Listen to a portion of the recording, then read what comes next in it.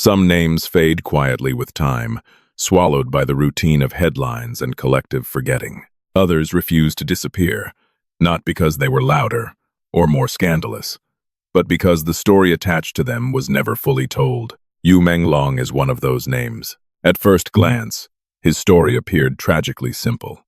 A talented actor, a demanding industry, a sudden death that left colleagues and fans suspended between grief and confusion. Official statements followed quickly. Condolences were issued.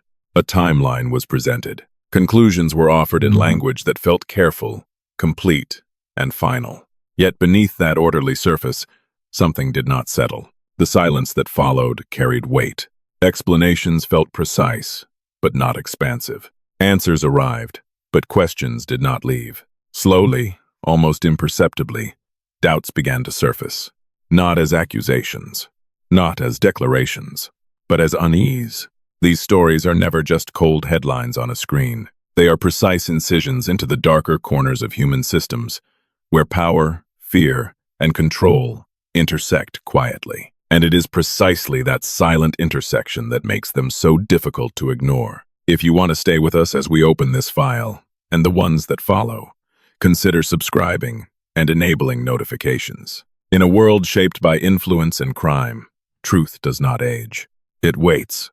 Menglong was not an obscure figure living beyond scrutiny. He was a public image, meticulously managed. His career was shaped by contracts, appearances, and expectations designed to project stability and reliability. Interviews emphasized discipline. Press releases highlighted professionalism. From the outside, his trajectory looked controlled, even predictable. But control does not exist only on stage. Behind polished appearances often operates a system designed to maximize return and minimize risk. A system rarely visible from the audience, yet decisive in every internal movement. At the center of that system stood his representative, publicly described as an efficient professional working behind the scenes, a figure of organization and protection. After Menglong's death, that description began to fracture. Attention shifted away from what had happened and toward who remained silent. While one figure vanished from the public frame, another emerged under its harshest light. Fan Shiki, a colleague within the same professional orbit, appeared before cameras visibly shaken. His speech was irregular, his posture uncertain, his emotional responses fractured and inconsistent. Some saw authentic grief, others saw something else. That ambiguity did not fade. It hardened into one of the central pillars of the mystery that began to take shape. What made this case different was not only the allegations that followed, but who began to investigate them. Fans, online communities, and amateur analysts, armed with archived videos, satellite imagery, geolocation data, and relentless determination, started to construct an alternative narrative, one that official channels seemed unable or unwilling to address directly. As we begin to examine the final days surrounding Menglong, one question asserts itself above all others. Are we looking at an isolated personal tragedy, or at the visible fracture of a system designed to remain unseen? The answer, whatever it may be, does not begin with what happened. It begins with who stayed silent. Before his name became entangled in controversy, theories, and digital reconstructions, Menglong was known for something far simpler. He was known for his work on screen. His presence conveyed discipline, restraint, and reliability. He was not associated with excess or scandal, but with an image carefully calibrated to meet the expectations of a demanding industry. From the outside, his career advanced with an almost mechanical regularity. Roles followed roles. Appearances followed schedules. Statements followed approved language. Stability was not only suggested, it was performed. Yet that stability did not arise solely from personal self-control. As with many rising artists, Menglong's professional trajectory was shaped early by contracts that regulated far more than filming hours. These agreements outlined conditions for public appearances, media interactions, commercial affiliations, and, in certain cases, standards of personal conduct within the entertainment ecosystem. Such contracts are not unusual. They exist to protect significant financial investments and to maintain a coherence of image that the market demands. The problem, as critics of the system have long argued, does not lie in the existence of these contracts, but in the imbalance of power they can generate. When talent is young, replaceable, and dependent on future opportunities, the capacity to negotiate is limited in practice, even if it exists on paper. Autonomy does not disappear abruptly. It erodes slowly, framed as a necessary concession for survival in a competitive environment. Over time, decisions that once belonged to the individual begin to require external approval. At the center of Menglong's professional orbit stood his representative. Officially, this figure functioned as an administrator and strategist. He organized schedules, negotiated contracts, and acted as an intermediary between the actor and the broader industry. In public discourse, when mentioned at all, his role appeared neutral, efficient, and firmly in the background. After Menglong's death, alternative descriptions began to circulate. Within fan communities and among anonymous voices from the sector, claims emerged suggesting that the representative's influence extended beyond routine management. According to these accounts, key career decisions increasingly required direct approval. Opportunities were filtered, communications were mediated. Access to colleagues, media outlets, and even personal relationships was described as progressively restricted. It is important to state clearly that these claims have not been independently verified. They do not constitute legal evidence. Their traction came not from proof, but from their alignment with patterns documented in other highly controlled entertainment environments. In such systems, control is rarely exercised through open confrontation. It is introduced gradually, wrapped in the language of protection. The representative positions himself as a shield against industry risks, hostile press, and errors that could end a career irreversibly. Over time, the artist does not become dependent through incapacity, but because independence has been systematically discouraged. Autonomous decision-making begins to feel dangerous. Obedience is reframed as prudence. This process leaves no immediate visible marks. From the outside, everything appears to function. Yet observers who later revisited Menglong's public appearances noted subtle changes. Interviews seemed more scripted. Responses grew shorter and more carefully constructed. Personal anecdotes nearly vanished. None of this, taken alone, constitutes evidence of misconduct. Together, however, it sketches the outline of a public figure operating within increasingly narrow boundaries. Behind the scenes, allegations of meticulous information oversight began to circulate with greater insistence. Messages were said to be monitored. Certain meetings were alleged to have been recorded. These assertions, repeated across forums and social platforms, remain unverified. Their persuasive power rested on their coherence with known institutional control practices, both within and beyond entertainment. What transformed these murmurs into a central question was timing. In the months preceding Menglong's death, fans noticed unusual absences. Scheduled appearances were canceled without public explanation. Online activity declined. When the actor did appear, some perceived tension in his demeanor. These interpretations are inherently subjective, yet they gained weight in an environment where official communication was minimal. Here, the concept of surveillance becomes critical. Modern surveillance does not always require visible cameras or explicit monitoring. It can be psychological. The belief of being observed alters behavior, narrows perceived options, and discourages dissent. Decades of research into behavioral control have shown that perceived surveillance can be as effective as real supervision. According to later accounts, the operational methods attributed to Menglong's management environment reflected this principle. Information was described as centralized. Movements were tracked, whether literally or metaphorically. Control was represented not as chaos, but as an organized structure governed by procedure. This is where Menglong's story begins to diverge from many other celebrity tragedies. The allegations do not describe volatile relationships marked by public conflict or emotional outbursts. They describe something quieter, and to some, more unsettling. A system where resistance does not meet confrontation, but containment. From a legal standpoint, control does not automatically imply illegality. Contracts are legitimate instruments. Certain forms of supervision are lawful. The line is crossed only when coercion replaces consent, when restriction substitutes agreement, and when fear displaces choice. Determining where that line lies requires evidence, not inference. Yet the absence of clear evidence did not prevent questions from multiplying. As news of Yu Menglong's death became public, attention shifted from mourning to scrutiny. Fans no longer asked only how he died, but how he lived in the months before. Archived interviews, promotional recordings, and past appearances were reviewed in search of patterns once overlooked. In that context, silence acquired symbolic weight, and that silence, real or perceived, would become the fertile ground upon which the next phase of this case was built. In a system like that, silence is not empty. Silence is a structure. What transformed quiet suspicion into collective fixation was not a document, nor a confession, but a place. Until then, the final months of Yu Menglong's life had unfolded within abstractions, contracts, behavior, silence. Then the narrative acquired geography. A villa on the outskirts of Shanghai entered the discussion, described as unremarkable in appearance, private by design, and largely absent from public record.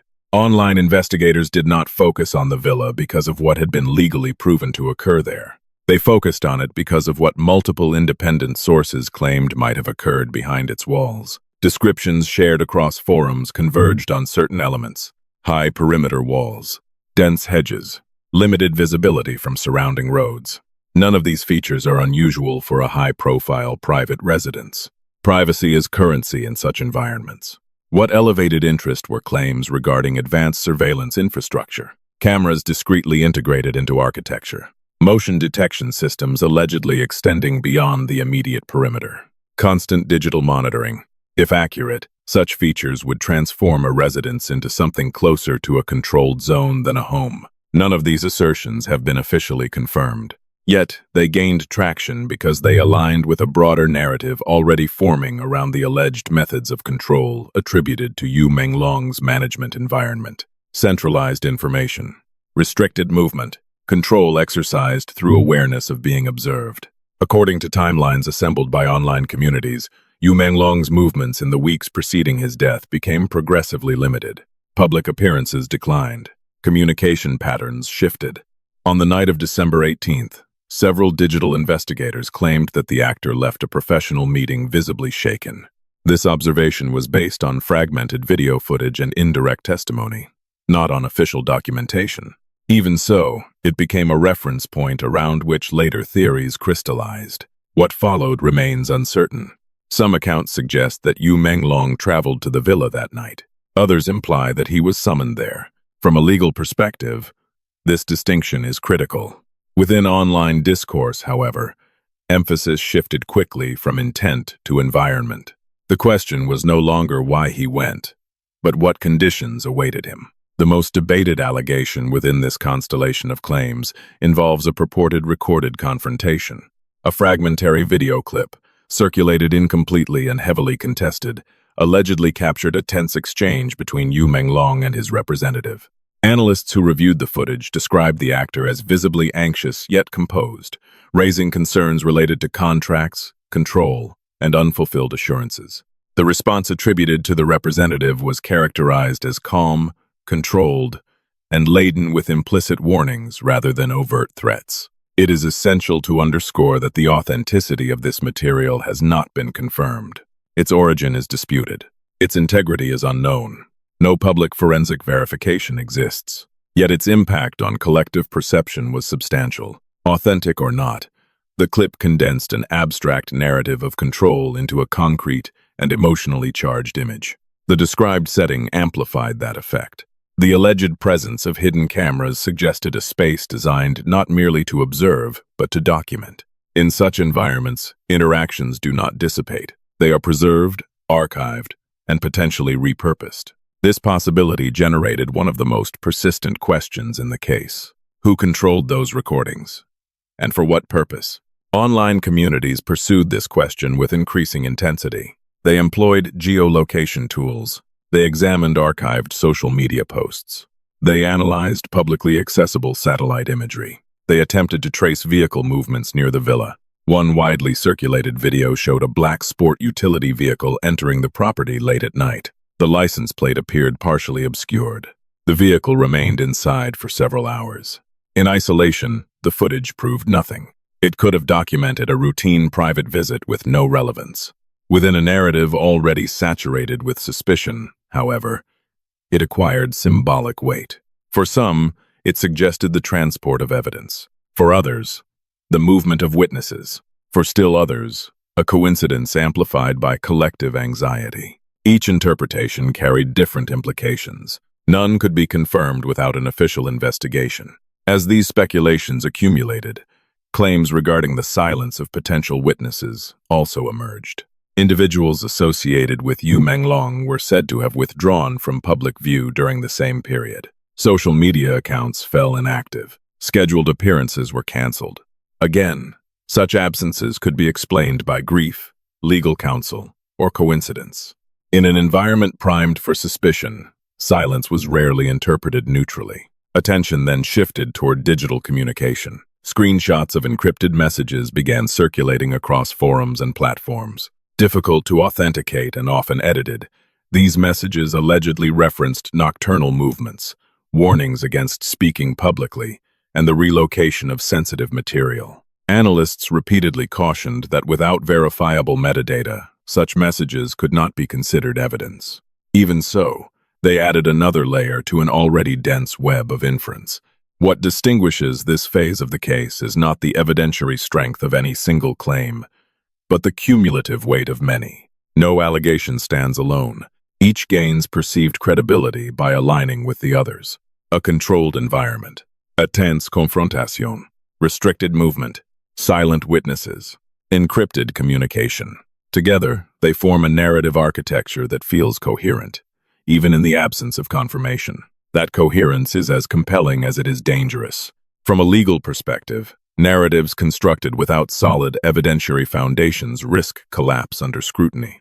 From a psychological perspective, humans are predisposed to seek patterns, particularly when official explanations appear insufficient. While authorities remained largely silent, amateur investigations filled the void. Live streams analyzed footage frame by frame. Forums debated behavioral signals and alternative timelines. Minute by minute, they attempted to reconstruct the final known hours of Menglong. These reconstructions varied widely. They shared one central assumption, that something occurred within a controlled space, and that its consequences extended far beyond it. At this point, the story hung suspended between accusation and proof. There was no formal charge, no confirmed criminal act, only an accumulation of unresolved questions surrounding power, pressure, and control. And as that focus intensified, attention began to shift away from places and systems toward the individuals whose behavior seemed to reflect the same patterns under examination. A controlled space does not just watch people, it teaches them to watch themselves. As public attention intensified around the circumstances of Menglong's death, focus inevitably shifted from places and systems to people. Among all figures connected to the case, none generated more confusion or controversy than Fan Shiki. Until then, he had been regarded as a colleague within the same professional circle. After the death, his presence became unavoidable. In the hours and days that followed, Fan Shiki appeared publicly in a state many described as visibly fractured. Interviews showed disorientation. His speech rhythm was uneven. Emotional responses oscillated between withdrawal and agitation. For many observers, these signs were interpreted as genuine expressions of grief. Reactions of this kind are not unusual after sudden loss, particularly when mourning unfolds under constant media exposure. Yet as weeks passed, a different interpretation began to circulate. Behavioral analysts and online commentators pointed to patterns they considered unusual, not because Fan Shiki appeared unstable, but because that instability seemed to surface at specific moments. Episodes of emotional intensity coincided with peaks in public attention, unverified leaks, or viral discussions related to the management environment and the villa highlighted by digital investigators. To some, the timing felt precise rather than spontaneous. This observation gave rise to one of the most debated theories of the case, that Fan Shiki's instability was not purely psychological, but potentially strategic. From legal and clinical perspectives, this claim is extraordinarily delicate. Mental suffering cannot be reliably assessed through edited footage or fragments circulated online. Genuine psychological crises often present inconsistently and resist predictable patterns. Still, experts in behavioral analysis have noted that, in certain contexts, deliberate distraction can rely on amplified unpredictability. Confusion becomes a shield. Inconsistency functions as plausible denial. Within this interpretive framework, some observers identified recurring characteristics in Fan Shiki's public appearances. The first was selective memory. In several interviews, he recalled trivial details with clarity, while avoiding or redirecting questions related to Menglong's final days. The second was the presence of contradictory statements. Minor discrepancies across different public accounts produced blurred timelines rather than clarification. The third was the avoidance of direct attribution. Fan Shiki rarely mentioned specific names or locations, even when referring to shared professional environments. None of these elements, taken individually, constitutes evidence of deception. Each could be explained by trauma, legal caution, or media pressure. Considered together, however, they formed an image many found difficult to dismiss. Compounding this complexity were claims of ongoing digital communication. Screenshots allegedly showing encrypted messages involving Fan Shiki began circulating online. Their content remains disputed. Their origins are uncertain. Some appear heavily edited. Others lack verifiable metadata entirely. Analysts repeatedly warned that without forensic verification, such material cannot be considered evidence. Despite these warnings, the messages fueled speculation that Fan Shiki maintained contact with unseen actors, possibly coordinating narratives or managing information flow. This interpretation positioned him not as an isolated individual in crisis, but as a node within a broader network. Parallel interpretations emerged almost immediately. Some argued that Fan Shiki was not a manipulator, but a pawn. According to this view, he may have been under pressure, coerced into silence or erratic public behavior by fear of professional or personal consequences. In prolonged environments of control, external instability can function as a survival mechanism rather than an offensive strategy. Appearing unreliable reduces perceived threat. Unpredictability can remove a person from the category of credible witness. Documented precedents exist in which individuals adopt erratic behavior to avoid deeper scrutiny. Consciously or unconsciously, instability becomes armor. A third theory attempted to reconcile both perspectives: that Fan Shiki could be simultaneously vulnerable and strategic. That trauma and calculation are not mutually exclusive. Individuals under extreme pressure often oscillate between genuine distress and deliberate self-protection. In such cases, behavior may appear manipulative without malicious intent. Adaptation becomes a response to perceived threat. What complicates any definitive assessment is the absence of authoritative evaluation. No independent psychological assessment has been made public. No legal determination exists regarding Fan Shiki's credibility or capacity as a witness. In this vacuum, public interpretation filled the space. Fan communities intensified their scrutiny. Video compilations compared posture, tone, and body language. Analysts measured pauses, eye movements, and speech cadence. While such analysis can be informative, it is also highly vulnerable to confirmation bias. Observers tend to see what they expect to see. Still, the search for patterns continued. One element reappeared with notable frequency: Fan Shiki's apparent awareness of surveillance. In several fragments, commentators pointed to cautious gestures, controlled movements, and a tendency to scan his surroundings. These behaviors may reflect anxiety, within a narrative saturated with alleged monitoring. However, they were interpreted by some as familiarity rather than fear. If the environment attributed to Menglong's management was indeed one of constant observation, those operating within it may have internalized surveillance as a norm. This internalization alters behavior even when physical oversight is absent. Individuals continue to self-censor, anticipating observation in its absence. This concept is critical to understanding Fan Shiki's role in the broader story. From a legal perspective, simulated incapacity does not easily withstand scrutiny. Courts rely on expert evaluations, documented histories, and consistency across time and context. Public perception, by contrast, is built on narrative coherence. In this case, multiple narratives competed aggressively. As speculation intensified, authorities remained restrained. No public accusations were issued. No confirmations were offered. This legally understandable caution further intensified suspicion among those convinced that institutional pressure was at play. What remains indisputable is Fan Shiqi's centrality within the evolving narrative, not as a confirmed perpetrator, not as an exonerated witness, but as a figure whose behavior mirrored the case's broader themes: control, perception, survival. The danger at this stage lies not only in misjudging Fan Shiqi, it lies in confusing speculation with truth. Digital investigations can illuminate patterns, but they can also distort reality when detached from verifiable evidence. As focus narrowed around him, the case reached a critical point. The narrative no longer rested solely on places, videos, or timelines. It rested on interpretation, and with interpretation came deeper questions. If instability can be used as a weapon, if silence can be strategic, and if, in certain contexts, survival can become indistinguishable from manipulation. If instability can be used as a weapon and silence can be strategic, survival can start to look like manipulation. By the time the case reached its final phase, it no longer revolved around a single night, a single location, or a single individual.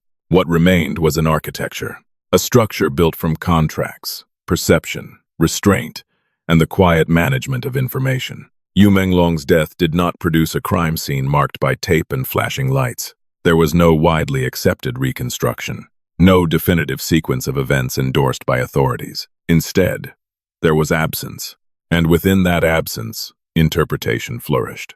Digital investigations attempted to fill the void. Some illuminated patterns, others amplified assumptions. Together, they formed a parallel record that existed alongside official silence. Neither fully replaced the other. Neither fully resolved the question at the center of the case. From the beginning, this story resisted simplicity. It offered no singular villain and no singular proof. What it exposed instead was a tension between legality and legitimacy, between what can be documented and what can be felt, between control as a contractually permitted practice and control as an atmosphere that shapes behavior long before it crosses a legal threshold. The villa outside Shanghai may never yield answers. The disputed recordings may never be authenticated. The encrypted messages may never be verified. And the silences of those who withdrew from view may never be explained. Yet their collective weight altered perception. Fan Shiqi's presence crystallized that shift, not because he provided clarity, but because he embodied contradiction, vulnerability and calculation, grief and self-preservation. In a system where observation is internalized, behavior becomes adaptive rather than expressive. The line between survival and manipulation blurs, not as a strategy, but as a consequence. This is where the case leaves the realm of speculation and enters something more unsettling. Because systems of control do not require constant enforcement to function. They require acceptance. They persist when individuals begin to censor themselves, when silence becomes safer than speech, when unpredictability becomes protection. From a legal standpoint, unanswered questions do not imply guilt. From an ethical standpoint, unanswered questions carry their own gravity. They challenge the assumption that absence of proof is equivalent to absence of harm. The risk, at this stage, is not only misjudgment, it is misdirection. Digital narratives can expose hidden structures, but they can also collapse under the weight of coherence alone. Pattern recognition, when detached from verification, becomes persuasion rather than truth. What remains indisputable is this. Menglong's story did not end with a conclusion. It ended with a fracture, a moment where public certainty gave way to unease, where silence became not a lack of information, but a presence. And that presence continues to shape how this case is remembered. We are left not with an answer, but with a responsibility to distinguish investigation from imagination, to recognize the limits of inference, and to acknowledge that some systems are designed not to be proven, but to be endured. The file closes here, but the question does not. The story does not end with an answer. It ends with a question that refuses to disappear.